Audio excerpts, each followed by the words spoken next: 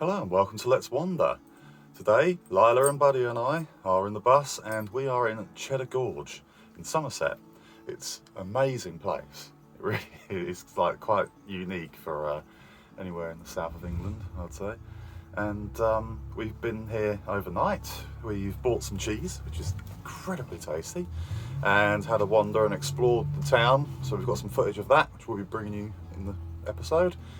And the next thing we're going to be doing is going and having a wander around near the cliffs and go and see if we can get some goat footage, because they've got loads of little baby goats at the moment. So, with all this being said, let's wander. Within a limestone gorge in the Mendip Hills is the village of Cheddar. Cheddar is home to a large series of caves, in which one of them was Britain's oldest complete skeleton, now known as Cheddar Man, and is thought to be 9,000 years old. The gorge itself was made by periglacial floods, which have occurred over the last 1.2 million years. During the Ice Age, the entrances to the cave would have been blocked by permafrost, although when this melted, this is what is thought to have caused the gorge to form. When the permafrost melted, it would have joined the water in a massive cascade of destruction, forming the gorge. Here we have Goth's Cave, and it's 115 metres deep and 3,405 kilometres long, contains a variety of large chambers and rock formations. It contains the Cheddar Yo, the largest underground river system in the country. When we visited, it was quite sleepy at Cheddar Gorge. However, during the summer months it can attract up to 500,000 tourists.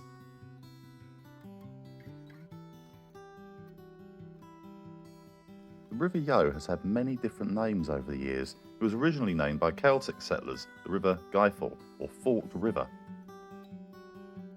Some people still refer to it as the River Ivel, although it is now known mainly today by the name Yo, which is influenced by the Old English O, or river.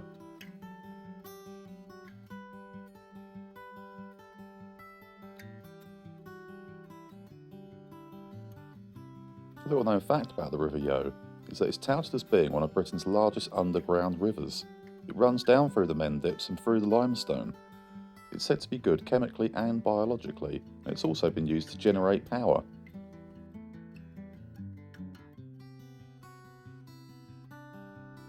It is said that you can see otters in this part of the river, although I didn't see any. The water's very clear though. I did, however, manage to spot many yellow western wagtails, which I haven't seen for years.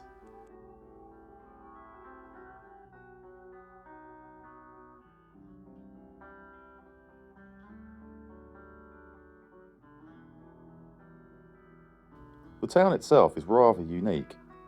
Most of the buildings seem to be made out of the local limestone, and also some of the shops open onto the actual road itself, so you have to keep your wits about you while you're wandering around in Cheddar. Now we come to our chicken and the egg, or cheese and the something situation. Was the town named after the cheese, or the cheese named after the town? Well, of course it was named after the town. Here you can see the Cheddar Gorge Cheese Company headquarters. Did we have some cheese? Yes, I had some cheese. After I wander around the town, I decided to head back up the gorge and have a look for some caves. Didn't actually find any caves, but I did find this massive great big crack with what looks like a face in the rock at the end of it. Can you spot the face?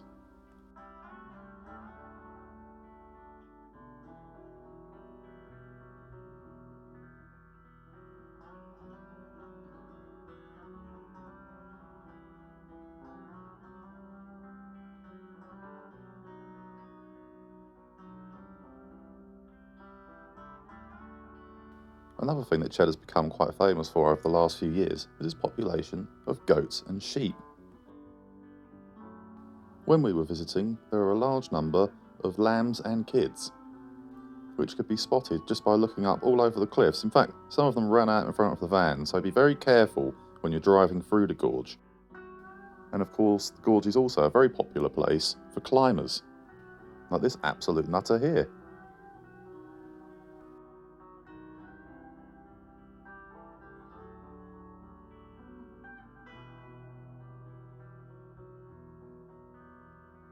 And there are tales to do with how the sheep and the goats both ended up at Cheddar Gorge.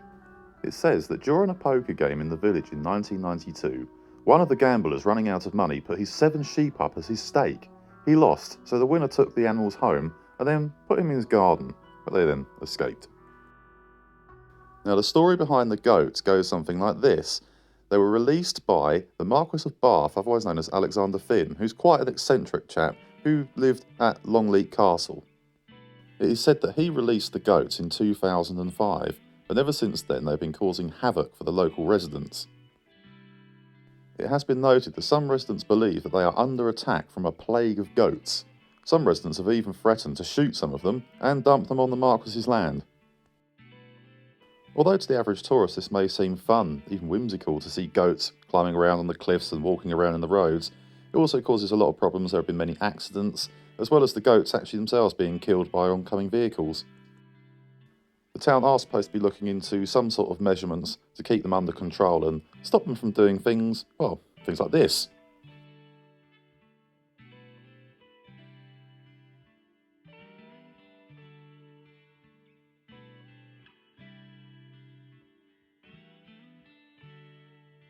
The goats and sheep do bring with them their own benefits. They graze on the small amounts of scrub, which stops the roots from penetrating between the rocks and causing more rock falls.